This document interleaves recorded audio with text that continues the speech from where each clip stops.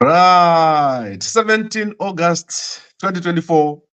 And today I'm going to be giving you an update on the SADC summit that will be taking place in Zimbabwe. And this is something that we've been waiting for a very long time. And we've been talking about this summit for a very, very long time. I have traveled to Botswana, I've traveled to Zambia, and we've had a lot of engagements and events associated with the SADC summit. So today is the day that we've all been preparing for, and we hope to see the change that we've been looking for. So many Zimbabweans are looking at the SADC summit, and they hope that this is going to bring about a movement, because the situation has been stationary in Zimbabwe since the elections in August 2023. And we are almost 1 year, one full year after that election. And the biggest problem that we have in Zimbabwe is there has been a failure for Zimbabweans themselves inside the country to solve their own problems. As Zimbabweans, we failed to come up with a solution. The Zimbabwean government of Mnangagwa has failed to listen to the opposition. We've been calling for a dialogue. And therefore, Zimbabweans are looking at external intervention. So I'm almost talking about intervention here, because internally nothing is going to happen. Both sides are too far apart from each other, and the issues are too big. And the solution that is required in Zimbabwe will require a mediation. And as I've been saying here, Zimbabwe needs to go into a transitional system or a transitional authority for the next 10 years at least, to fix the systems. The systems in our country are totally broken. There is nothing that is functional. When you look at the monetary system in Zimbabwe, the banking system has collapsed. The currency has collapsed to zero last year. They started a new currency, and the new currency is collapsing again. So as we speak right now, the ZiG is collapsing, although the saying is backed by gold. You cannot get cash. The shops are not able to transact in the local currency. They're using the foreign currency, which is the US dollar. And politically, you cannot find the opposition anywhere. Mnangagwa has been cracking down and arresting members of the opposition.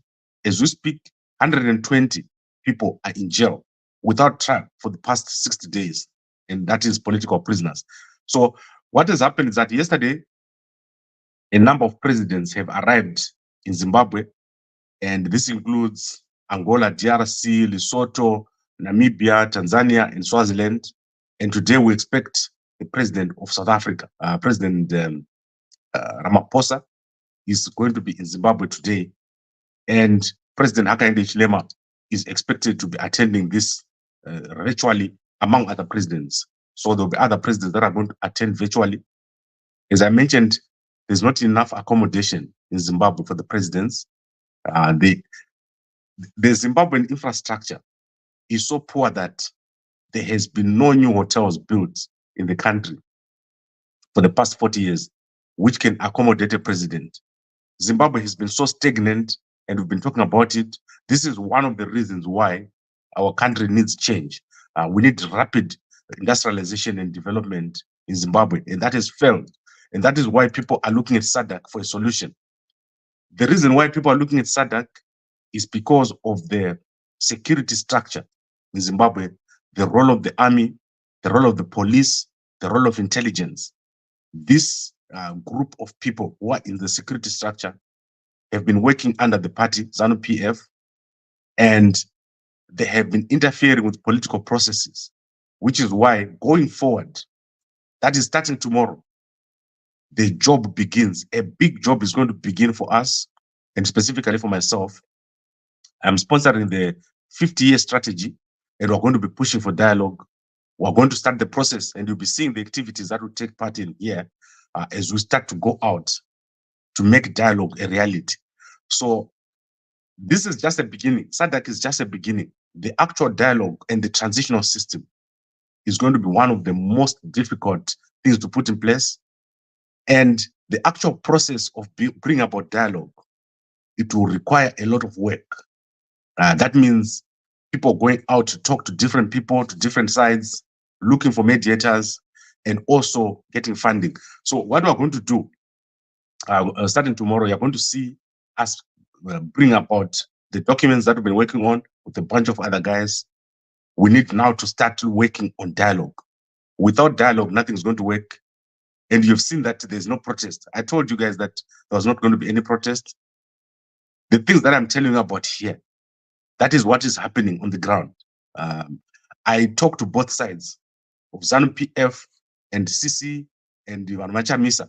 If you see me here every day, every single day, there is no day that passes that I don't talk to a person on both sides or on all sides. Everyone is ready for dialogue, including the guys in ZANU-PF.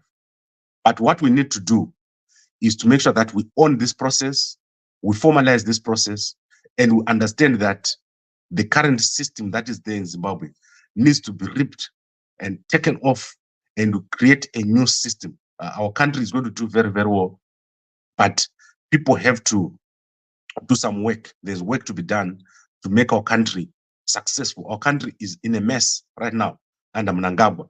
So you can see we criticize Mnangagwa. Mnangagwa has got no part to play going forward. I can assure you, going forward, you're going to see what is going to happen. We need a new approach. The approach that Mnangagwa is using right now of arresting people, locking up people, throwing them in jail, has got no place in a future Zimbabwe. So let's make that clear. There is no future for the approach that Mnangagwa is using right now. And SADC needs to be aware that going forward, they also have a big part to play in Zimbabwe. They cannot just write a report and say the election was rigged and then ignore it. So there is a lot of work to be done starting tomorrow. However, today, let's see what happens. Is Zimbabwe on that agenda, and what is the recommendations from SADC on Zimbabwe? So my focus going forward would be on the military-led development 50-year strategy.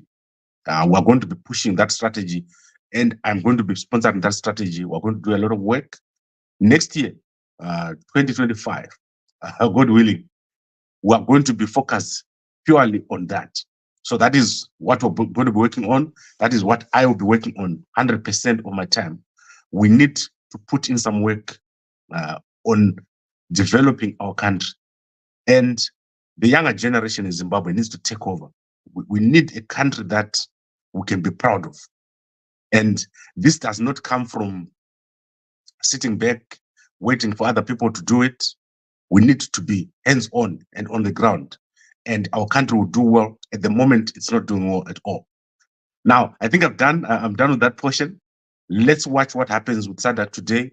I'll be glued on my screens, looking at developments, especially on the agenda, and also on the SADC communique. The SADC communique is going to be issued today. So SADC is going to start the summit today, and they'll end it today. So it's not going to be a 2-day event. It's a 1-day event. There'll be an opening ceremony today, and there'll be a closing ceremony today from SADC. So let's all look at that and see what happens. Now, I want to quickly look at the SADC pages here and see if they put an update. There's no update as yet. So let's see what happens starting at 8 a.m. today in Harare. This is going to be happening at the Parliament building. Now, let's go to news quickly. I want to quickly give you some news. And the most trending story, obviously, is this story here. This is a very storied story happening in Kadoma. So on your right is Nigel Mhundwa, and on the left is Pastor Marvin Mhundwa. So this story is from the H Metro newspaper. Pastor Marvin Mhundwa has left Zimbabwe and went overseas, and he left his wife, Nancy Mhundwa, with his children in Kadoma. And his wife, Nancy, started to date or to fall in love with Nigel Ruzario, or Ruza, who is the mayor of Kadoma. And these guys were sharing a shop in Kadoma. So they've got a beverage company, and they were sharing a shop. And Nancy fell in love with Nigel, who is the mayor of Kadoma, and started having a relationship with him. She thought that she was going to get married to Ruza. This guy is a pastor, Marvin, hired some private investigators and found out that these two were now in love. He went on social media and started to a trend after he said that his wife was dating Nigel Ruza here.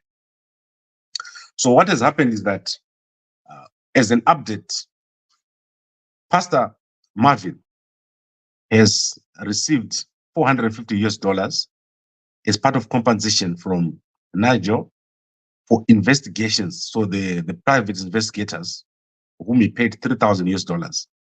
And he says that he wants the rest of the money. Nancy has been told by Ruza, by Councillor Ruza, to leave Kadoma. So she says, and she says after that he has never followed her where he sent her, and therefore he has now dumped her. She's now with the kids, living with the kids, and they're no longer going to school. So the whole thing is a mess. So you can go check out that story in the H Metro newspaper. Then in Botswana, that is the late top spy of Botswana. He passed away last week. You can see the statement here from his family. He's going to be buried tomorrow on Sunday, and he's a close, I can say, close friend of former President Ian Khama.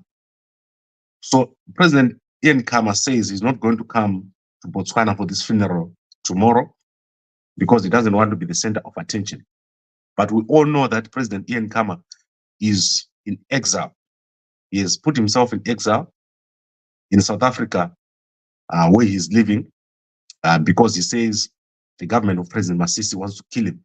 So Isaac Kosi, Colonel Isaac Kosi, the late, he passed away at a private hospital after he went in for a small operation. And the speculation in Botswana that death was not natural, although I don't know. I think people in Botswana, or the politics in Botswana, is quite toxic right now. So I do not know what to think. What happened to Kosi here? Did he just die after a small operation, or did something happen? The hospital involved, the Habaroni Private Hospital, has not issued a statement on this whole situation. But this is what happened. He passed away after a small operation at that hospital, and he's going to be buried tomorrow. President Ian Khama said he's not going to attend the funeral because he doesn't want to distract from the actual event. Then I want us to go to Uganda. The government of Canada is going to deport the Ugandan ambassador, Acheng. She's called Ruth. I think Ruth Acheng. She's going to be deported because of what she did last week. She found some Ugandans protesting in Canada, and she harassed them. So the government of Canada does not accept that kind of behavior, and they're going to throw her out of Canada. She must go and stay with President Museveni. She's a very close follower of President Museveni and very aggressive about it. You can go check out the video on Twitter. She's one person who is like almost a fanatic of Museveni. And I don't know how she ended up an ambassador. So you know what's happening in Uganda. That situation there is almost the same as what is happening in Zimbabwe. So the Canadians are not having any of it, and they're going to throw her out. She's actually been deported. Then in South Africa, so the South African government has cancelled all IDs that are blocked. So there's a whole bunch of IDs, that is Zimbabweans and Mozambicans who got IDs through fake means starting in 2005. These IDs were blocked, and what the South African government has done is they've issued a statement yesterday. They're going to block each and every one of those IDs that have been, they're going to cancel those IDs that were blocked, and they've given an email address where you can write. If you've got a fake ID and you believe that it's not fake, you must write there. Otherwise, that ID won't be able to function. Your bank account won't be able to work. You lose your insurance. You lose everything on, because you don't have an identity. So that is today.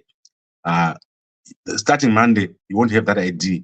This has been a long-running issue in the Department of Home Affairs, where these IDs, you find, let's say one ID has got my picture and the same name.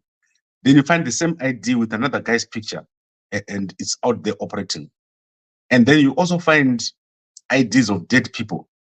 Someone died, but the same ID of that person is being used by another person. So this is a situation that has been ongoing in the Home Affairs of South Africa. So one of the projects that I did when I first came here in South Africa, I think that was about 2009 to 2010. This problem was so prevalent in South Africa. So I was working with one of the audit firms here in South Africa. And one of the things we did, or the project I was involved in, was to verify South African identity at the Department of Home Affairs. And the situation was so bad. It was so easy to fake South African identity. There was no biometric verification at that time. And the coming in of biometric verification, it has helped a lot in South Africa. And I hope that they clean up the register. South Africa has also started deporting a large number of Zimbabweans and Mozambicans. Similarly, Botswana has started deporting a large number of Zimbabweans. So these two countries, Botswana and South Africa, are key.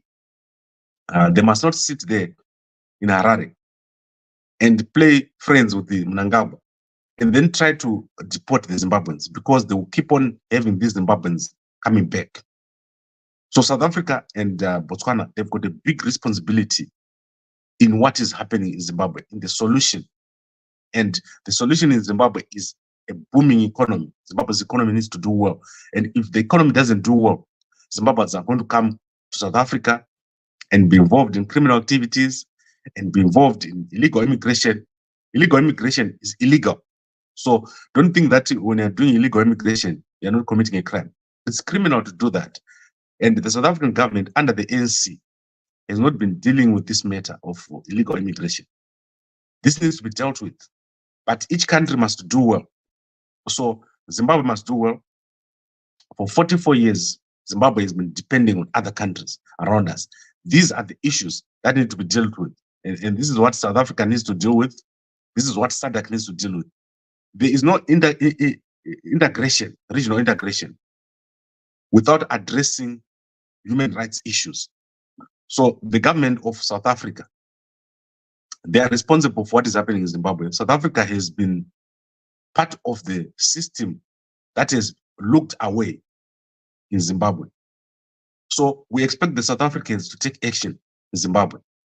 I've written a letter last month to each of the presidents. South African President Ramaphosa, I've written him a letter. President of Botswana, President Masisi, I've written him a letter. President Hakainde Hichilema, I've written them a letter.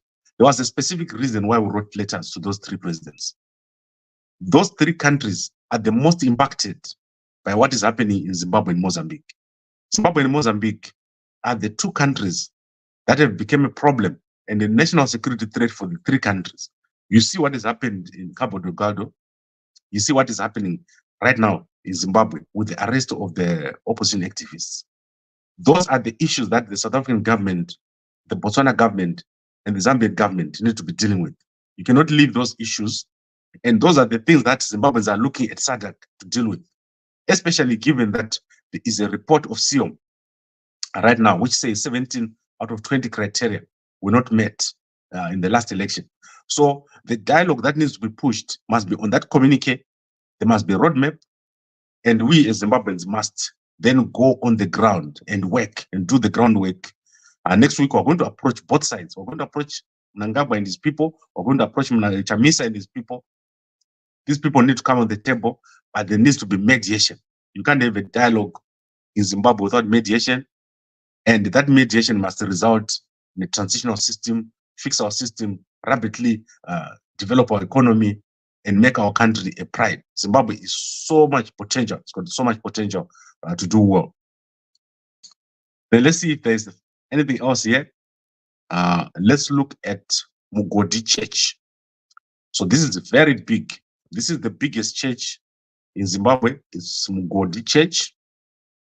This church was founded in 1947, and it has been having a leadership wrangle. So this week, the magistrate has given a ruling, and under that ruling, they've declared that the current bishop of this church, Mugodhi, is called Washington Mugodhi, is not the leader of Mugodhi Church or Mugodhi Apostolic Faith Church.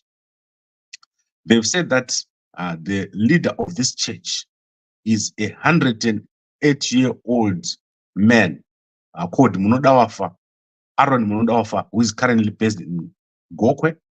And that man is very sick at the moment, is 108 years old. And they've said he must take charge. The constitution of the church says if the bishop dies, the next person takes over. However, before the death of the last bishop, he gave instruction that his son must take over, which was resisted by church members because this was against the constitution. And this has been ongoing since for a very long time. I think over 20 years now, there's been a crisis in that church. So the ruling now says the guys who are saying they're in charge, they're not in charge. And Aaron Munodawafa is going to be the leader. And if he passes on, the next guy, so the vice, the bishop, is the one who must take over according to the constitution, not the son of the church leader. So that is Mugodhi Church, the biggest church in Zimbabwe. This is one of the biggest churches in Zimbabwe.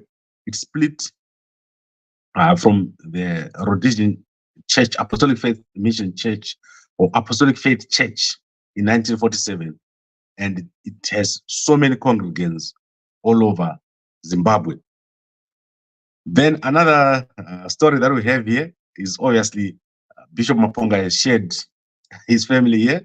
So you can go check out Bishop Maponga. I don't know what has happened with him, but he's shared his family on Facebook. You can go check it out. Very interesting man, Bishop Maponga. Is always up to something. And then tomorrow, obviously, Dynamos is playing Zesco in Gaborone. So if you're in Gaborone, you must go and watch Dynamos playing Zesco.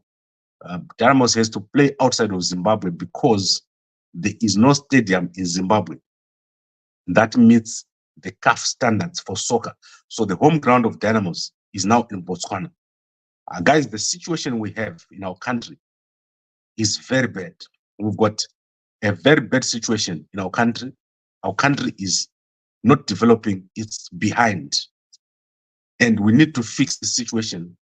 I always our grandfather used to tell us, you can tell a homestead which does not have men because there's a shortage of food.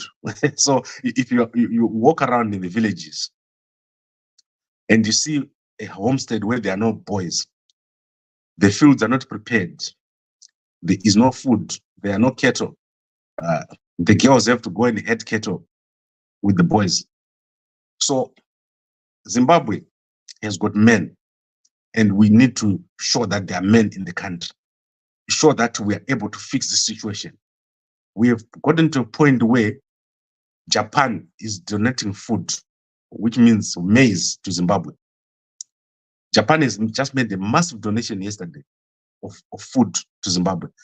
You have reached a point where a country like Zimbabwe that does so well, the weather is so good, is now relying on donations for food.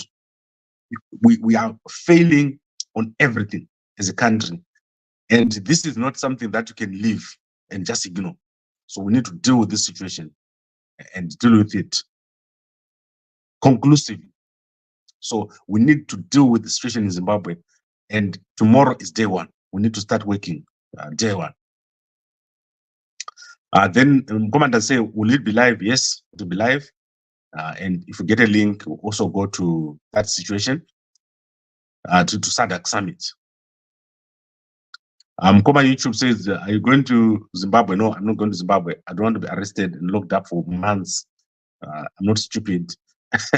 You understand? So what Mnangagwa is doing is locking up people, keeping them in jail without trial. So let's not have that situation, right? And that is part of the reasons why Mnangagwa must go. Mnangagwa is not the right person to take charge in Zimbabwe, to lead our country. Mnangagwa is brought so much suffering on the people of our country, and he needs to leave. And then let's look at other comments here. SADC is a toothless bulldog. Yes, so you don't expect SADC to do it for you. SADC is going to issue a communique, but the job must be done by Zimbabweans. So let's understand this very clearly. Don't expect SADC to now come and do the work. SADC is going to issue a statement. We always wanted SADC to put an agenda item that said Zimbabwe election. And then they say either the election must be rerun or that there must be dialogue. That's where that ends. The work is between you and me. It's not between SADC and Zimbabwe.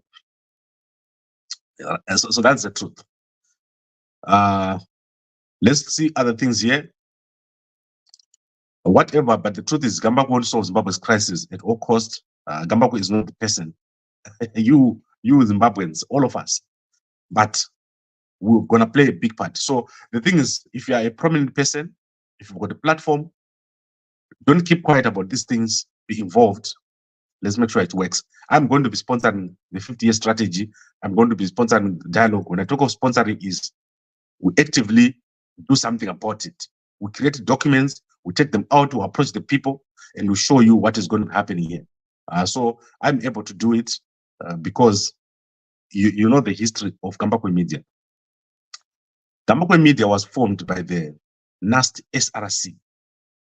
In 1997, I got my first funding from the NAST Student Representative Council, and I started my newspaper, the NAST Observer.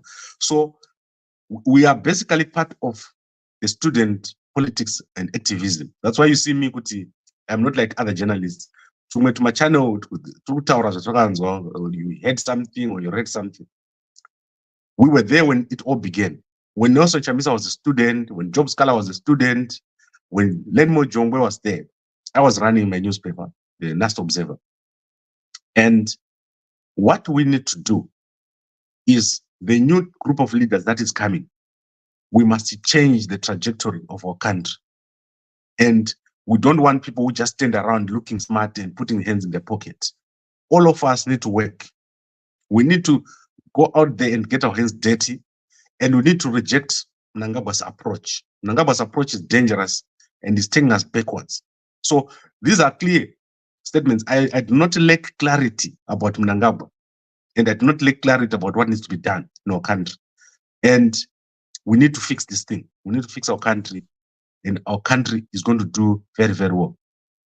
And then Gambakwe, we need a proper leader before we come up with the 50-year strategy. Leadership is part of the 50-year strategy. And Ngoma Ndazi says, good leader brings solutions, bad leader brings excuses. True. We are going to do this work, but SADC today is where we are all looking. Let's look at what President Ramaphosa is going to say, President Hakainde Hichilema, President Masisi, President, all the presidents who are there. I've got respect for all the SADC presidents. There is no single SADC president. Okay, there is only one single SADC president I don't respect. There is all the SADC presidents. I've got a lot of respect for them. And I know that they understand the situation. We need a solution in our country, and we have done the groundwork. Guys, you cannot blame us for not doing the work. Especially for me, I've spent days and days on the road. I've spent days sitting here on this chair. I've produced since December. Most of you didn't understand why I was live here every day, 2 times. We have produced over 200 live streams, which is over 100 hours of me sitting here and on other things. Why? Is because we are the future leaders of our country. And when I talk of leaders, I'm talking about all sectors. Economy, political, social. The future generation is now. The older generation is leaving. And Mnangagwa, this is the post-Mnangagwa era. And Chiwenga, and all these guys are seeing, the guys in the army, and Valerio. Valerio, I'm not afraid. and you should not be afraid. Mnangagwa can arrest people and throw them in jail, but no one is afraid of Mnangagwa. And guys, you shouldn't be afraid of those guys. We're afraid of being killed, but we're not afraid of Mnangagwa. And these guys are letting us down. So this is the clear thing that I want to say to you. They're letting us down. And they're making us a laughing stock of the whole region. We need to solve this situation, and we need to do it. It cannot be left alone. So I'd like to thank all of you. I'd like to thank you. Let's see what Chris is saying here. Let's think before it's illegal in Zimbabwe. Let's build a nation. Gambakwe, I even have the idea of color-coded communities to assist about fix our roads network. Yes, guys, we've got things that need to be done. But you cannot paint a house that is collapsing at the foundation. Zimbabwe is collapsing on the architecture. Our architecture of our country is wrong. The security architecture, the banking architecture, our infrastructure, all these things need to be fixed. Right now, we've been trying to fix small things. We need to take this country and change everything and create a country where in 50 years' time, we have the most developed country like Dubai. It is Zimbabwe. It can be done. So I would like to thank all of you. I'll be back later on today so that will give you updates. And I would like to thank all the appreciation that you guys give to all the protests. This thing has trended. It's gone all over the world. And I'm so happy to see young Zimbabweans appreciating that even under serious constraints, we can do it. There is nothing that can stop us from getting the message out. We're going to get that message out and we'll do it. I am doing this thing with a phone. We're going to do it, and don't look at anyone else. We are the people that are responsible, and SADC is only there to help us with the documents. They will write down today that Mnangagwa rigged. They'll put it in a communique that there must be dialogue, but that dialogue must be done by Zimbabweans. I would like to thank all of you for watching, and I'll see you again later. Thank you very much.